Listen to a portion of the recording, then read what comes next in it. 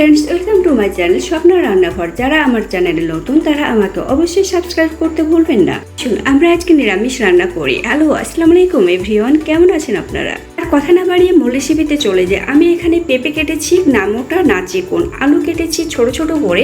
আমি আপনাদেরকে দেখিয়ে দিচ্ছি কিভাবে কেটেছি, যাতে আপনার সিদ্ধ করতে কোনো রকম সমস্যা না হয়। সকালের নাস্তায় যদি পেঁপে আলু এভাবে আপনি রেসিপিটা তৈরি করেন, তবে পারাটা হোক, রুটি হোক, লুচি হোক, যে কোনো কিছু দিয়ে আপনার ফাটাফাটি নাস্তা। বন্ধুরা, দারুণ একটা রেসিপি। তুমি যদি একবার খাও, দ্বিতীয়বার খেতে অবশ্যই ভুল করবে না। এবং এতটা টেস্টি, এতটাই স্বাদ। আমি এখন যেসব মশলাগুলো ব্যবহার করেছি বন্ধুরা, আমি দেখিয়ে দেবো। এখানে 1 টেবিল চামচ লবণ, 1 টেবিল চামচ হলুদের গুঁড়া, আর এখানে কালো জিরা ব্যবহার করেছি।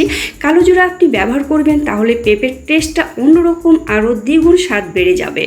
এখানে 1 টেবিল চামচ কালো জিরা ব্যবহার করেছি। কালো জিরা স্বাস্থ্যের জন্য খুবই উপকারী। এরপর আদা রসুন বাটা 1 টেবিল চামচ। এরপর আমি 2 টেবিল চামচ সরিষার তেল ব্যবহার করেছি। আপনারা সয়াবিন তেল ব্যবহার করতে পারেন। এখানে শুকনা মরিচ ভেজে গুঁড়া করেছি এবং 5 ফোড়ন। তাতে শুকনা মরিচ যখন ভাজবেন তখন অন্যরকম ফ্লেভার দিবে। আর গরম মশলা, তেজপাতা এবং পেঁয়াজ ব্যবহার করেছি। কাজ হচ্ছে খুব ভালোভাবে মশলাগুলো মিক্সড করে পরিমাণ মতো পানি দেওয়া। এখানে আমি 1/2 লিটার পানি ব্যবহার করেছি। যদি আপনাদের প্রয়োজনে আরও বেশি লাগে আপনারা ব্যবহার করতে পারেন। বন্ধুরা, মিক্স করাটা খুব ইম্পর্টেন্ট, তবে আপনি হাত দিয়েও মাখিয়ে খুব ভালোভাবে ঢেকে দিতে পারেন। আমি এখন ঢেকে দেব কমপক্ষে হলো 10 মিনিট পরে আমি ব্যাক আসবো।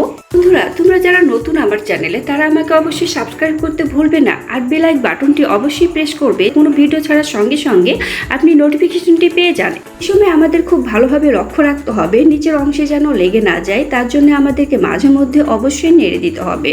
পেঁপে আর আলুর কম্বিনেশনটা দারুণ এবং অসাধারণ একটা রেসিপি। এবং কালারটা দেখে বুঝতে পারছেন কতটা সুন্দর দেখাচ্ছে।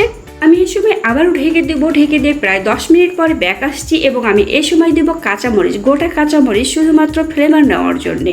এবং আমার সবজিটা দেখে বোঝা যাচ্ছে যে প্রায় হওয়ার পথে হয়ে এসছে, তবে অল্প পরিমাণে পানি আছে। এদিকে এটা হতে থাকার আমি অন্য পাতিলে পেঁয়াজ কুচি, রসুন কুচি লাল করে ভেজে নিয়েছি। এই সময় আমি ঢেলে দেবো। আর কতটা সুন্দর, আর কতটা আকর্ষণীয় দেখাচ্ছে, আর কতটা পারফেক্ট, দেখলেই বোঝা যায় একেবারে পারফেক্ট। আপনারা দেখে বুঝতে পারছেন আমার রান্না শেষ। এখন আমার পরিবেশনের সময় এসে গেছে। এবং আপনারা এভাবে, আমি যেভাবে রান্না করেছি ঠিক সেভাবে রেসিপিটা ফলো করবেন এবং রান্না করে খেয়ে দেখবেন এবং আমাকে কমেন্টসে জানাবেন আপনাদের কেমন লেগেছে। যদি আপনাদের ভালো লেগে থাকে, রেসিপিটা আমার সার্থক। বন্ধুরা, আমি এখানেই বিদায় নেব। সেই পর্যন্ত আপনারা ভালো থাকবেন। যদি ভিডিওটি ভালো লেগে থাকে, একটা লাইক, কমেন্ট এবং শেয়ার করবেন।